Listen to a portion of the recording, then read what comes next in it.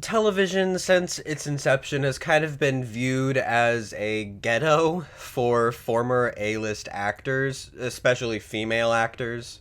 Actors who have fallen from the height of a grandiose movie screen right into people's small screens in their TV can usually never be viewed the same way again. The luster of having a star readily available in your home rather than having to go out and pay to see them is kind of viewed as bad in most cases. Thankfully, though, somebody's age in relation to their higher ability has become less of a death sentence. Kinda. And prestige television has become somewhat more lucrative than films ever. We could talk about Betty Davis's failed sitcom or Joan Crawford's appearance on The Lucy Show where Lucy and Viv literally thought she was like a homeless bum, but no.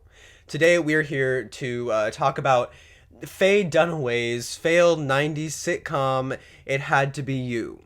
But before we get into that, I want to thank everybody for being here. Hello, subscribers. Hello, any new people. Welcome to my Hodgepodge YouTube channel, where I talk about anything and everything that I find interesting. We're kind of just floating around right now. I don't have any subscriber goals set for now. I just released the McDonald's Land Funko Pops video. Thank you guys. I will be right up front. I was kind of inspired by Be Kind Rewind to create this video. I will mention that later. But that channel has an abundance of well-researched video essays about actresses and the politics and societal norms gravitating around them and why they win certain awards or why they don't win certain awards. So I definitely suggest that you check them out. This low-key works as like an unofficial companion piece to her one about Mommy Dearest and Faye Dunaway.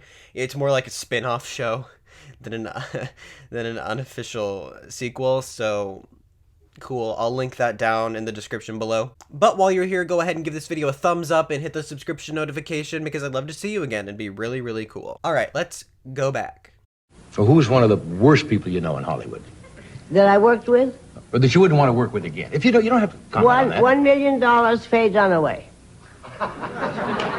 Everybody you can put into this chair will tell you exactly the same thing. Faye Dunaway was considered to be the queen of the next wave of Hollywood royalty, but because of changing studio and creator relationships, the idea of royalty in the entertainment business was changing. There are a few more factors to this, of course. Faye Dunaway is like notoriously difficult to work with on set, even in her film debut. Depending on who you ask what her film debut is, I'm gonna say it's Bonnie and Clyde. That was her first like high profile project where she was nominated for her first Oscar. And next are kind of her Faye-isms. Every actor has them. Hers are like her weird like vocal stuff, or even her mannerisms, her like tapping a cigarette on a table or whatever in order to get like the tobacco or nicotine working. Weird. It hinders her versatility, so it always looks like we're watching Faye Dunaway playing another character playing Faye Dunaway. Weird Inception stuff like that. But lastly, there's her selection of roles. She did very little comedy, never once having a leading role in a comedic film up until debatably Mommy Dearest. She was considered a dramatic actress who starred in prestigious, award-winning films, and while it's incredibly misogynistic to assume that audiences just wanted to see her lighten up, this assumption isn't too off base, actually. She reached her peak with 1976's Network, which won her an Oscar for Best Actress, but her popularity would bow out with the 1980s drama Mommy Dearest, which not only got scathing reviews as a movie, but due to the abundance of Dunaway's presence in the film, got people reevaluating her talent. If an Oscar winner couldn't save this miserable movie, then what good are they to the film business? In the 80s, subsequently, were not very kind to Dunaway. She only got roles that were either supporting characters in doofy get-ups like Supergirl or like super low-budget dramas like Barfly. Barfly almost marked a return for Faye Dunaway, but by this time her bankability as like a money-making star was pretty much dead. And again, many of these projects saw her in dramatic roles, and in fact, this was not lost on moviegoers at all. But things were about to change. In 1993, It Had to Be You premiered on CBS to very little fanfare and not a lot of attention, getting scathing reviews from critics saying that it was a vanity project and a comedic mess. Robin Bartlett, as Faye Dunaway's assistant Eve, got the most consistently positive reviews, but this was not enough to save the show from being canceled very early in its run. So, even though Faye Dunaway had basically been pushed into doing comedy by all of these critics and her adoring public, they hated it anyway. But, because I like to be fair, especially to Faye Dunaway, even after some of the, weirdly unforgivable things that she has done in the past, I'm going to give this show a fair shake, and we are going to take a somewhat exhaustive look at It Had to Be You to see whether or not it's good, actually. Spoilers ahead, if you care. One critic said that the show's pilot episode, which aired as a sneak peek, should have just stayed as a sneak peek, so, that bodes well. Episode 1, let's go. We are introduced to Laura, who is a go-get-em publishing agent, and her assistant Eve. Laura wants some shelves put up in her office, so she hires Mitch, a carpenter. They weirdly flirt for a bit before the audience applauded Laura for doing a handstand to get rid of her hiccups.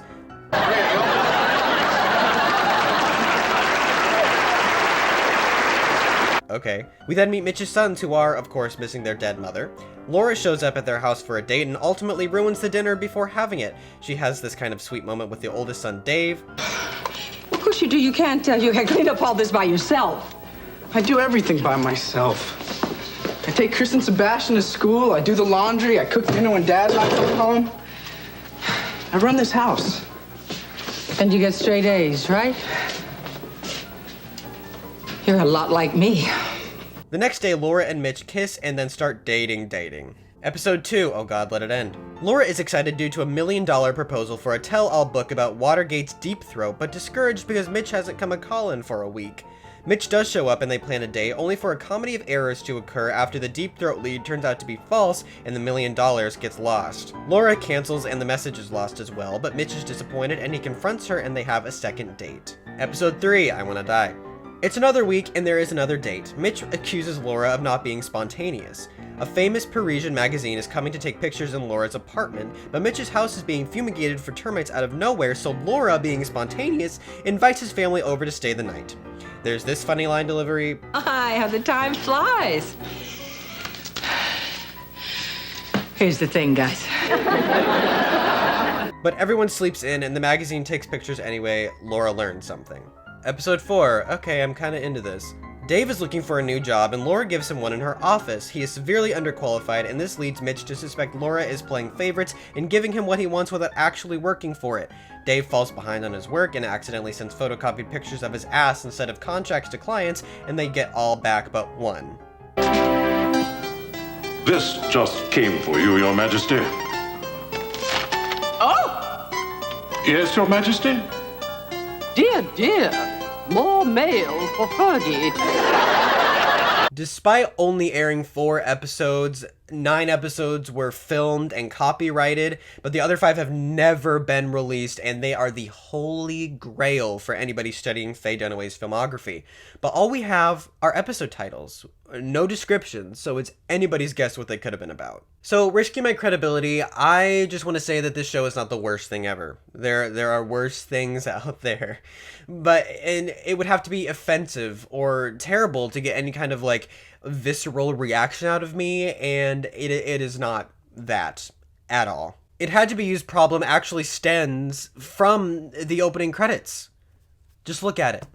It's gray, it's dull, it's boring. Gray satin? Ew. The show isn't good, nor is it bad. It's just bland, and for many sitcoms, being bland is just as bad, if not worse, than being bad. If your show is terrible, people will remember it for being terrible, but if it's bland, people won't remember it at all. This show isn't beyond saving. There are things that work about it. Laura and Mitch have quite a bit of chemistry, and no one seems ridiculously uncomfortable with each other on camera. Eve, like the review said, is enjoyably dry and witty. Here in 15 minutes. Laura, you have got to slow down. Do you remember what happened last year? No, but I wasn't that bad last year. You were sucking Valium out of a Pez dispenser. Adrenaline is my natural element. I'm on a roll. You will be on a slab if you don't get out and live a little. Find yourself a man who'd rather be on top of you than the Times bestseller list. And the character dynamics really start gelling in episode 4, but by then it was too little too late. I have a theory that perhaps the episodes were aired out of order to showcase the best ones first, which explains like some weird like continuity things between like episodes 3 and 4. But if these were the best of the run and relatively unassuming in nature, I can only imagine what the quality of the other 5 episodes was. So like this breakdown in continuity, let's just look at it for just a second. So the first 3 episodes say that 1 week has passed between each of the stories. About a man who comes in here, puts up some shelf, kisses me, and then doesn't call for a week. So it's safe to assume that 1 week passes between 3 and 4. Laura has decided to spend more time at Mitch's house. The kids, especially Dave, are concerned that Laura is taking their old dad away, but in episode 4, he trusts her enough to take a job at her office, and that plot just never comes back again. But I also want to emphasize that this is not a problem. Shows like shuffle around episodes from their intended production order all of the time as a way to like hook certain viewers onto a character or a plot line early on if they want to be gimmicky. The story works when like the series is more episodic, and in a show like this where it's like really hinging upon like a will they, won't they, sometimes it's important to air these things in order. But if like plot development isn't happening and the characters were in like kind of a samey state as they were in like a previous episode, it's okay if you want to air like a fun ditzy episode about like the character antics and not so much about progressing the story. But early in a show's run, this will they, won't they dynamic is so crucial in getting for you to root for the show's main relationship. This issue kind of arises when you realize that like the first like 6 to 8 minutes of every episode, except episode 4, is devoted to Laura and Mitch flirty, cute, meet cute banter. And this is 7 minutes out of like 22, 23 minutes because there was less advertising back then. Episodes 1, 2, and 3 each have a 7-minute duet scene between the two that actually kind of screws with the pacing, almost as if the writers had a fun concept for the episode, like with the termites in episode 3, but were cut short by producers that said if they gave any material of plot to anyone other than Faye Dunaway and the flirting, then no one would watch. And this is where the writing kind of gets sloppy. It's not enough that we know that Laura and Mitch are flirty and in love. We get that from the first scene of the pilot, which, to be fair, runs a marathon in establishing their relationship in kind of an unrealistic way. I cited the headstand as kind of a strange moment, but what's even stranger is that they go right into the flirting without any kind of awkward small talk beforehand. Hi. Did I come at a bad time? No, that's okay. It's the only kind of time I have. What do you think the shelves will look like over here? You gonna put books on them? Well, no, I was thinking of putting cats on them so I could pull on their tails and play tunes. Well, if you do go completely wild and put books on them, they'll look pretty good for about a minute. Then they'll look like a big paper tidal wave, and then a mess probably over in this area here because you got no stud in this wall. Yeah, but do I need a stud? You tell me.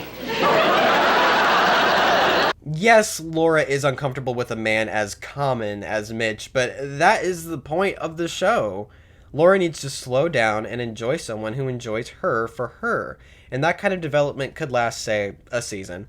If the show had lasted longer, there would be a need to drive her character in another direction. More on that later. I find the headstand moment odd because he's giving her such practical advice after flirting with her for a few moments, and personally this moment should have been the catalyst for Laura's split attraction and disdain for Mitch. Like, yes, the trick worked out, but it was so silly that someone of Laura's stature shouldn't be doing a headstand to get rid of her hiccups. So this gets her thinking and plants into the audience minds that, yeah, maybe these like two aren't meant to be, but it would be kind of cute if they were. And so Laura gets this idea that she is going to invite him into her world, kind of like in the real established first episode. But like they both view themselves as like super uncomfortable in each other's spheres, and there's like this passionate yet like, ooh, declaration of love between the two, and they go on a date. End of episode 1. the whole like kitchen disaster stuff will be saved for another episode down the line. Per episode 2, perhaps. So let's say, for example, Laura is super excited about this whole deep throat thing, and because of hubris, she decides to go on a date at Mitch's house. And Mitch's attraction to her causes Dave and the sons to be like really wary, like, ooh, Dad, who is this weirdo girl? But all the while, Eve is trying to like contact Laura through any means possible, and when she finally does, Laura has a breakdown, but puts on a brave face while ruining dinner because she is being torn in like a million different directions in her head. And then the final act of the story would be the fallout, the explanation, and the cute little pillow fight that they have. I think what I'm trying to say is that this episode should have been a farce, like something out of Frasier, and less of a cliche lost in translation story. Episode 3 could be fixed with a cold open explaining the termite situation and making it less of a plot contrivance later and more of a setup thing. The family disrupting Laura's life is a good parallel to the previous episode, and maybe add a scene where Laura explains to the youngest son that she's not there to replace their mom, and get that plot thread over with. Done early. Episode 4 is where I think they dropped the ball the most, because this is the episode with the most interesting setup, period. The inciting incident is Laura getting Dave a job. Yes, okay, that's good. That's fine. Maybe less of it would be better to like get the antics rolling further, maybe make that scene like a cold open or something. Then, get Laura out of the story and have it be a power play between Dave and Eve. The episode's title is All About Dave, which is a play on All About Eve, where one actress usurps another actress through her manipulative means. However, due to Dave's characterization, he would definitely create havoc through his own ineptitude, not strict manipulation. Eve, scrambling to like pick up the pieces, faces the brunt of the blame, and it would be super interesting if we saw Eve's life as to being Laura's assistant. Like, does Laura call her at 3 a.m.? How would she react to someone like Dave basically coming in and like splitting her responsibilities? Eventually, Eve might snap and team up with Mitch in order to get Dave fired, but as in the final episode, sued. Might be sued for Faye Dunaway slander. But as in the final episode, Dave's own ineptitude is what ultimately gets him fired with the photocopied pictures of his ass. Dunaway is the glue that holds like the work world and like Mitch's world together, but we don't need her hovering over the plot 24/7.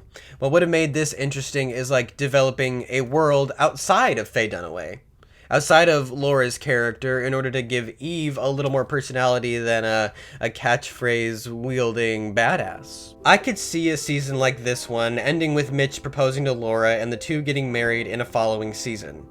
Laura decides that she'll take less work, and this leads to Eve taking on more of Laura's job and maybe taking over her position when Laura decides to leave the business altogether and focus on a slower life as a romance novelist or something, where, in the final scene of the show, it's revealed that the show is actually her writing the story of her life with Mitch. She is happy with her husband on some New England shoreline, and the youngest son is about to head off to college, all paid for with Laura's previous salary. And like in between, I could see stories of like Laura messing with like the boys' school lives and like becoming like a substitute teacher and embarrassing them in the process, or the middle son having a crush on Eve and Eve trying to like deal with that, or Mitch trying to sell Laura a carpentry book he wrote but it's like awful, or Laura trying to do carpentry to get some good PR and like royally screws up. Something like that, something that gets them out of these established places of like the office and their house. But we will never know because the show got cut short, like tragically, dangerously short of its like realized potential. Like I said, the show was kind of dead in the water due to Faye Dunaway's reputation and its blandness, but like even shows like Friends kind of started off kind of like bland, or like shows like Friends and Parks and Rec had like a shortened first season that like upon rewatch is kind of like weird. But like it eventually, given like their time and their popularity, grew into be something that there were landmark television shows. Every episode of It Had to Be You is available on YouTube for viewing. I suggest you go find them and come to your own conclusions. Because we should definitely go there, I think it's important to look at how this failed attempt at comedy impacted Faye Dunaway's career, which was already on a steady decline for over a decade beforehand. So Dunaway's first real flop came like really early in her career in A Place for Lovers, where she got good reviews for her performance, but the movie was like generally lauded as like something terrible and melodramatic and artistically indulgent. But like otherwise her career was pretty steady in terms of financial and critical evaluation that was pretty much positive. Positive critical evaluation is what I meant to say. I don't know why I went and did that. But every role that she got like nominated for awards for were generally dramatic. Like 100% of her awards roles were dramatic. A lot of her comedic roles were like in the ballpark of like good to all right, never really being a saving grace for a movie, but like generally being viewed upon as like a good part of the ensemble. And it's obvious to see that like Faye Dunaway's career kind of like went off the rails after Mommy Dearest, because the projects that she was working on prove that. A lot of these movies are either low budget films, a far cry from the big budget disaster dramas she worked on in the 70s, or big budget films such as Supergirl, which was simply broken from its inception. All of Faye Dunaway's Golden Raspberry nominations came after Mommy Dearest, which is kind of disheartening. Dunaway always kind of viewed this as like a fall from grace and was determined to maintain a tight grip on her stardom and her talent, wanting to do for the public what she thought they wanted her to do in order to save face for herself. In the same year as It Had to Be You, she won an Emmy for her guest appearance in Columbo, which she really viewed as her return to the good graces of critics and audiences alike. But this is not to say that It Had to Be You or Mommy Dearest killed her career. She is still working in 2020. Her most recent film credit is for a music video. Although this does kind of demonstrate a more disturbing trend in the entertainment industry, because Faye Dunaway's drive to do what she had to do in order to feel a part of the entertainment system is something that is bad. She was lambasted by people for doing what she loved, for like really diving into a character in Mommy Dearest and then doing comedy and It Had to Be You, but people hated the writing for Laura, saying that like she was brutish and just not very sympathetic, something which I theorized before probably would have changed had the series gone on longer. But the long and short of it is, Faye Dunaway did comedy, no one liked it, and at this point she was in her 50s, which at the time where she was really emerging as a star usually marked a death toll for actresses. But like Faye Dunaway really straddles this line between old Hollywood, where women in their 40s were pretty much dead, and new Hollywood, where somebody's talent is celebrated through a long, lustrous career. Faye Dunaway is talented, despite some of her iffier moments that like stem from like a different time. Not excusable, but explainable. But we shouldn't put the blame of this failed attempt solely on her. That would be wrong. She was a punching bag then. She's kind of less of one now, but I think it's an interesting line that definitely needed to be explored.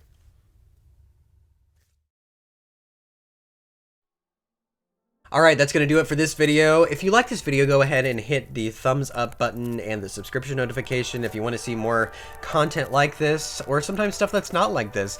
I'm kind of random. It was great seeing you guys today. I hope you return for future videos. I have one coming up about the first 3 books of Dune, which I'm almost done reading. It's going to be more of like a candid look at the hero's journey of Paul. So stay tuned for that. But go out there, stay sexy.